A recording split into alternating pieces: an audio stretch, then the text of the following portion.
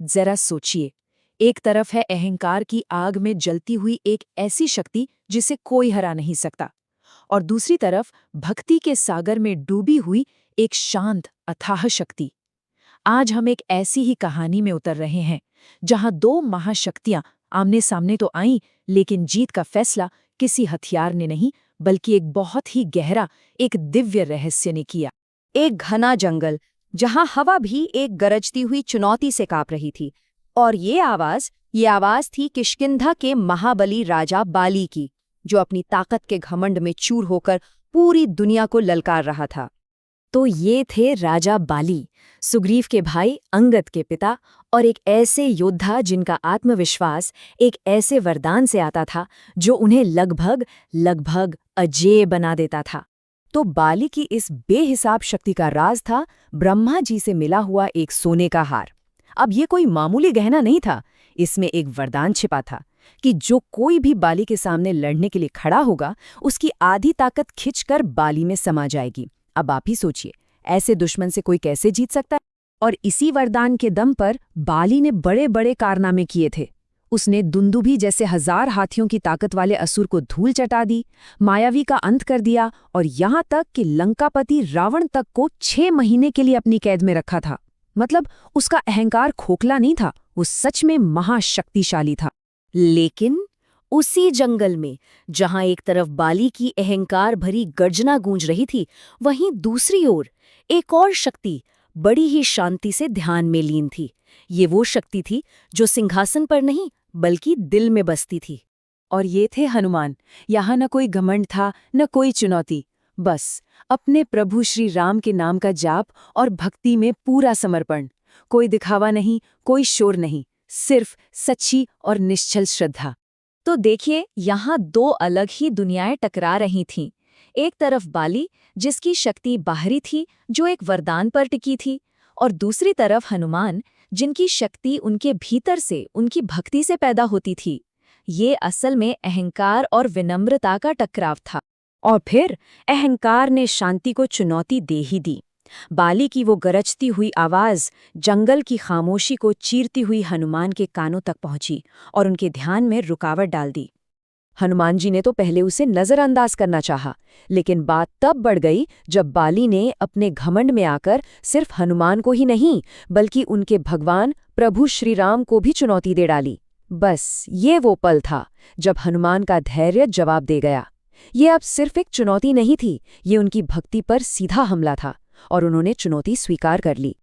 लेकिन सबसे बड़ा सवाल तो अब भी वही था कि हनुमान बाली से लड़ेंगे कैसे? जैसे ही वो सामने जाएंगे, उनकी आधी शक्ति तो बाली में चली जाएगी। ये एक ऐसी पहेली थी जिसका कोई हल दूर दूर तक नजर नहीं आ रहा था। जब लग रहा था कि कोई रास्ता नहीं है, तभी एक दिव्य प्रकाश हुआ। स्वयं सृष्टि के रचयिता ब्रह्मा जी हनुमान के सामने प्रकट हुए। वो जानते थे कि ये कोई मामूली युद्ध नहीं है, और उन्होंने एक ऐसी रणनीति बताई जिसके बारे में किसी ने सोचा भी नहीं था। ब्रह्मा जी का सुझाव सुनकर तो कोई भी हैरान रह जाए। उन्होंने हनुमान से कहा कि वो अपनी पूरी शक्ति से लड़ने न जाएं, बल्कि अपनी शक्ति का सिर्फ 10वां हिस्सा लेकर बाली के सामने जाएं। प्लान कुछ यूं था कि हनुमान अपनी ताकत का 9/10वां हिस्सा अपने प्रभु श्रीराम के चरणों में समर्पित कर देंगे और सिर्फ एक छोटे से अंश के साथ युद्ध के मैदान में उतरेंगे।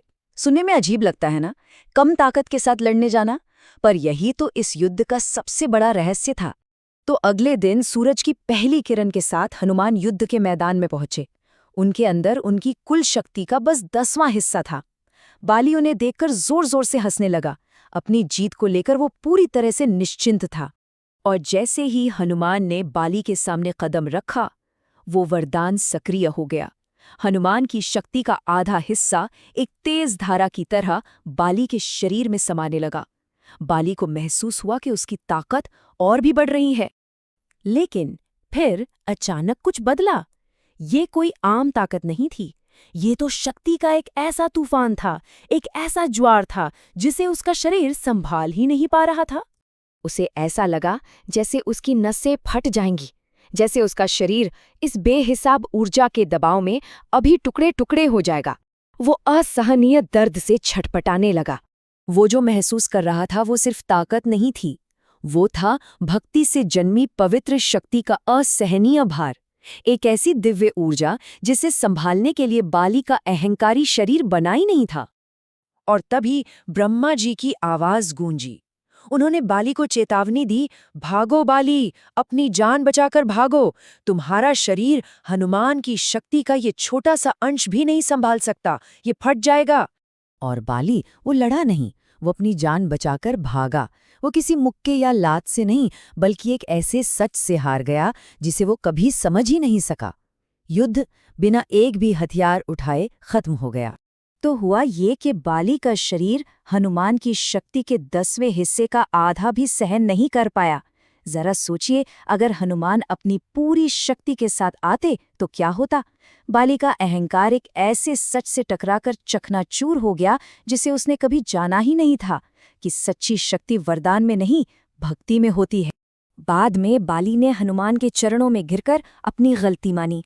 उसने कहा, इतनी ताकत होते हुए भी आप इतने शांत और विनम्र हैं, और मैं, जिसकी शक्ति आपकी एक बाल के बराबर भी नहीं, आपको ललकार रहा था, मुझे क्षमा कर दीजिए। तो ये कहानी हमें एक बहुत ही गहरे सवाल के पास लाकर छोड़ देती है। सच्ची शक्ति आखिर है क्या? वो जो हम दुनिया को दिखाते हैं, या वो जो हम अपने भीतर रखते हैं? इस बारे में आपकी क्या राय है? शक्ति और भक्ति में से कौन ज्यादा शक्तिशाली है?